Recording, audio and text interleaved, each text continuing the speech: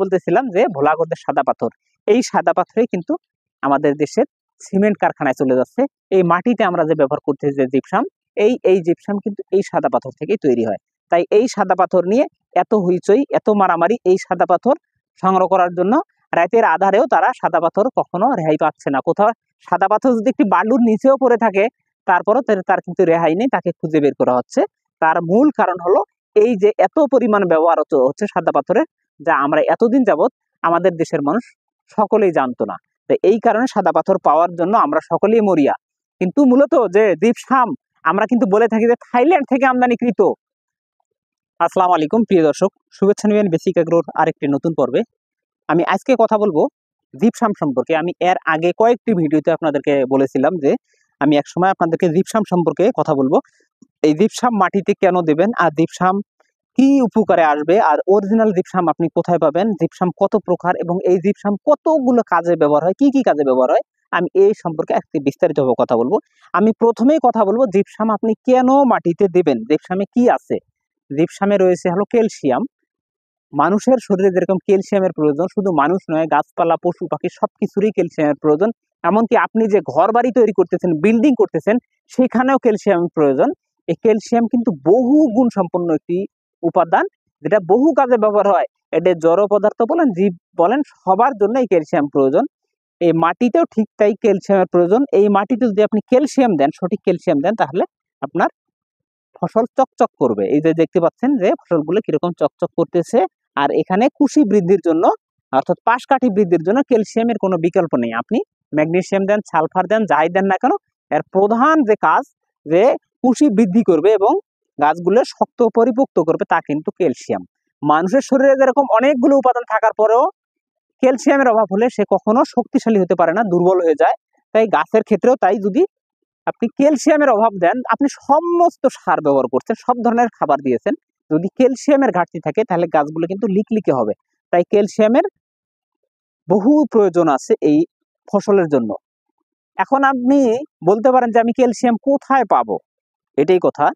কারণ আমাদের দেশে তো বিভিন্ন ধরনের জিপসাম ব্যবহার হয়, তার মধ্যে প্রথম শ্রেণীতে যে জিপসাম ব্যবহার হয়, আমরা কিন্তু সেটা জিপসাম ব্যবহার করতেছি না। সেটা হলো কি, পতেঙ্গা মেলের যে ময়লা পানিগুলা বা ফেনাগুলা, এগুলো কিন্তু রোদে শুকিয়ে তুলার মতো রূপ ধারণ করে। এটাই কিন্তু আমরা তুলা সার হিসেবে বা জিপসাম বলে আমরা মাটিতে দিতেছি। কিন্তু এটা আসলেই যে ক্যালসিয়াম প্রয়োজন, ওটা সার ঠিক আছে, কিন্তু যে ক্যালসিয়ামের প্রয়োজন ওটাতে কিন্তু কোনো ক্যালসিয়াম নাই। আমরা শুধুমাত্র সারের একটা ময়লা পানি, যেমন আখ মারাই করার পর যে ময়লা পানিটা বের হয়, সেটাও কিন্তু মিষ্টি লাগে, কিন্তু সেটা আমরা খাই না, এটা গরুকে খাওয়াই। কিন্তু ঠিক তাই এই যে সারের ডিএপি সার যে ময়লা পানি, এটাতেও কিন্তু সার আছে, কিন্তু ক্যালসিয়াম নাই। তো ক্যালসিয়াম দিতে হলে যে খনি থেকে যে উত্তোলিত যে লামা পাথর, এই লামা পাথরের যে পাউডার, এটাই কিন্তু মূলত আসল ক্যালসিয়াম। এই ক্যালসিয়াম আপনি মাটিতে দিবেন। এখন এই লামা পাথরের ক্যালসিয়াম আপনি বাজারে কিনতে গেলে, এই জিপসাম কিনতে গেলে, এক কোম্পানি আর কোম্পানিকে হানাহানি করে। সেটা কি বলে, যে এক কোম্পানি বলে কি যে আমারটা ভালো, ওই কোম্পানিটা ভালো নয়, এটা কি সিরামিক্স পাউডার। আবার এই কোম্পানি বলছে না আমারটা খুবই ভালো, ওই কোম্পানিটা সিরামিক্স পাউডার। কিন্তু এর মাঝে তফাৎ কোথায়? সিরামিক্স পাউডার কোথা থেকে আসলো, এই ক্যালসিয়াম কোথা থেকে আসলো? এখন কথা হলো আপনাকে জানতে হবে যে ক্যালসিয়াম বা জিপসাম কোথায় কোথায় ব্যবহার হয়। এই জিপসামের কিন্তু বহুবিধ ব্যবহার। এই জিপসাম 1800 শতকের পূর্বেই প্রথম ফ্রান্সে এই লামা পাথর তারা শুধুমাত্র সে সময় একটি কাজে ব্যবহার করতো, তা হলো প্লাস্টারের কাজে। আমরা যে আজ বাড়িঘর যে রং করতেছি, বিভিন্ন চুনকাম করতেছি, এই প্লাস্টারের কাজে শুধুমাত্র তারা ক্যালসিয়াম ব্যবহার করত। আর 18 শতকের শুরুতেই জার্মানের এক ধর্মযাজক এবং কৃষিবিদ, তার নাম হলো জোহান, এই ব্যক্তি সর্বপ্রথম 18 শতকের শুরুতেই ইনি এই যে এই জিপসাম তিনি তখন প্রথম মাটির জন্য পরীক্ষা করলেন যে এটা কেমন হবে মাটির জন্য। তখন দেখলেন যে মাটির জন্য অনেক বেশি উপকারী এবং এটা তখন একটা অলৌকিক সারে পরিণত হলো। তখন 1820-এর দিকে এসে আমেরিকার কৃষকরা এই অলৌকিক সার পাওয়ার জন্য তারা মরিয়া হয়ে উঠলো। তখন তারা এই ফ্রান্সের নোভা স্কটিস নামে এক ব্যক্তির সাথে তারা চোরা কারবারিতে চুক্তিবদ্ধ হলো। তারা চোরাই পথে এই সারগুলো তারা নিয়ে যাবে তাদের দেশে। আর 1820 সালে এই চোরা কারবারিকে দমন করার জন্য একটি যুদ্ধ হয়েছিল, যেটাকে প্লাস্টার যুদ্ধ নামে পরিচিত।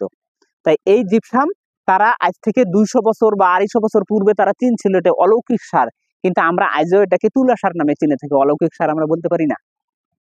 কারণ তুলা সার হিসেবে চিনলেও কিন্তু আমরা দিতেছি কি ডিএপি সারের যে ময়লা পানিগুলো এগুলো ব্যবহার করতেছি, কিন্তু আসল যে ক্যালসিয়াম তা কিন্তু আমরা দিচ্ছি না। এখন আসল ক্যালসিয়াম আপনি কোথায় পাবেন?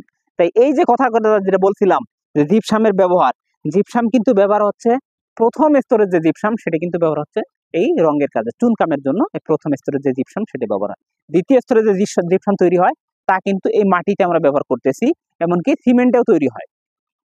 এরপরে যে স্তর তা হলো এই যে যেটাকে বলছেন সিরামিক্স, বা ওই বিভিন্ন ধরনের মাটির যে তৈজসপত্র তৈরি হয়, সিরামিক্সের যে তৈজসপত্রগুলো, সেই সাথে আবার আপনার বাড়িঘর চকচকে করার জন্য টাইলস করতেছেন, এই টাইলসেও কিন্তু এই জিপসাম ব্যবহার হয়।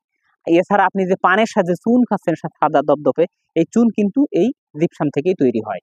আর আপনি যে মাটিতে আরেকটি জিনিস দিয়ে ব্যবহার করছেন ডলুচন মাটি শোধনের জন্য, এই জিপসাম থেকেই কিন্তু তৈরি হয়। তো এদের অনেকটা স্তর ভাগ রয়েছে, যে মাটিতে যে আমরা সার হিসেবে যে ক্যালসিয়াম ব্যবহার করি এটি কিন্তু দ্বিতীয় স্তর, কিন্তু দুর্ভাগ্যবশত আমাদের দেশে আমরা এই দ্বিতীয় স্তরের ক্যালসিয়াম আর পাচ্ছি না। এই ক্যালসিয়াম সর্বপ্রথম ব্যবহার এবং উত্তোলন হয় ফ্রান্সে, কিন্তু আমরা প্রতিটি কোম্পানি বলে থাকি যে থাইল্যান্ড থেকে আমদানিকৃত, কিন্তু আসলে থাইল্যান্ড থেকে আমরা কেউ আমদানি করতে পারতেছি না। গুটি কয়েক কোম্পানি হয়তো থাইল্যান্ড থেকে আমদানি করে থাকে, আর বাকিগুলো সব ভুটান থেকে নিয়ে আসে। আর সেই সাথে আমাদের দেশের যে একটা যে হইচই পড়ে গেছে তা হলো সিলেটের ভোলাগঞ্জের যে সাদা পাথর নিয়ে। এই সাদা পাথর কোথায় যায় এটা আপনাদের সকলের প্রশ্ন, এটা সকলের প্রশ্ন যে সাদা পাথর কোথায় যায়। আজকের ভিডিওতে আপনি ক্লিয়ার হয়ে যাবেন যে সাদা পাথর কোথায় যাচ্ছে। এই যে সাদা পাথর যে আমরা যে ক্যালসিয়ামের জন্য যে এত মারামারি করতেছি, এই ক্যালসিয়ামের জন্য এই সাদা পাথরগুলো ব্যবহার হয়। আজ থেকে অনেক আগে, আজ থেকে 20 বছর 25 বছর পূর্বে আমরা ক্লাস 5 বইতে পড়ছিলাম যে সিমেন্ট তৈরি হয় চুনা পাথর দিয়ে। এই চুনা পাথর হলো এই সিলেটের ভোলাগঞ্জের সেই সাদা পাথরই হলো সেই চুনা পাথর। এই চুনা পাথর ব্যবহার করতেছে সিমেন্টে, এটাই ব্যবহার করতেছে সিরামিক্সে, এই পাউডারে ব্যবহার হচ্ছে আমাদের জমিতে। তাই এই সাদা পাথরের অনেক বেশি প্রয়োজন, অনেক বেশি বহুবিধ ব্যবহার। তাই এই সাদা পাথর পাওয়ার জন্য আমাদের দেশের বর্তমান অসাধু ব্যবসায়ীরা মরিয়া হয়ে উঠছে। তাদেরকে অসাধুও বলা যাবে না, কারণ সাদা পাথরের প্রয়োজন। আমার পেটে খাবার না থাকলে আরেকজনের খাবার চুরি করবে, এটাই স্বাভাবিক। কিন্তু সাদা পাথরের আমাদের অবশ্যই প্রয়োজন। সিমেন্ট ইন্ডাস্ট্রিগুলো বন্ধ হয়ে যাচ্ছে সাদা পাথরের অভাবে। আপনি মাটিতে ক্যালসিয়াম দিতে পারতেছেন না সাদা পাথরের অভাবে, তাহলে তারা তো সাদা পাথর চুরি করবেই। যদি বিষাদ মাটির নিচে একটি সাদা পাথর থাকে, তারপরও চোরের নাকে গন্ধ যায় যে এখানে একটি সাদা পাথর আছে, অবশ্যই এটিকে বের করতে হবে। এই সাদা পাথর নিয়ে এত হইচই, এত মারামারি। তাই আমি আমাদের দেশের যারা আমদানি নির্ভর যে কোম্পানিগুলো আছে প্রত্যেককে আমি বলবো যে আমাদের দেশের কৃষককে বাঁচাতে হলে অবশ্যই ভালো মানের ক্যালসিয়াম আমদানি করতে হবে। যদি আপনি কৃষককে ঠকান তাহলে কিন্তু কৃষক আপনাকে ঠকাবে, কি কৃষকের ফসল কম হবে, এই ফসলের দাম বেড়ে যাবে। তাই আমি আপনাদের উদ্দেশ্য বলবো, কোম্পানিগুলোকে বলবো যে অবশ্যই কৃষকদেরকে বাঁচাতে হলে অবশ্যই ভালো মানের সার আমদানি করবেন। এই বলে আমি আমার আজকের ভিডিও শেষ করছি। আল্লাহ হাফেজ।